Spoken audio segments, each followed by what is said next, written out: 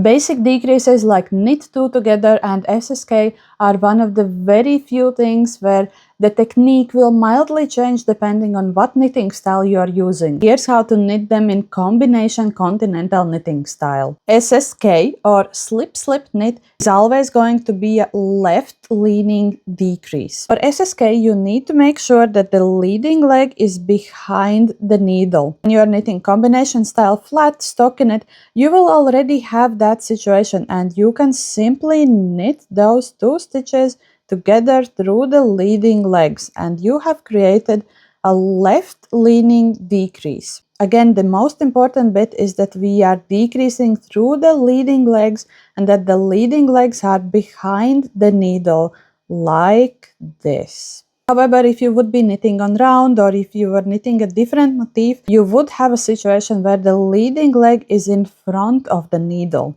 To create a correct SSK, you will need to slip both stitches knitwise, put them back on the needle, and then knit them together through the leading legs. And that's a left leaning decrease or SSK. Meanwhile, k2tog stands for knit 2 together and it's always a right leaning decrease. For the knit 2 together, you need the leading leg to be standing in front of the needle. So in this situation where I'm knitting combination style flat stockinette, I have the leading legs behind the needle. So I need to slip them purlwise, put them back on the needle, and then knit them together through the leading leg like this.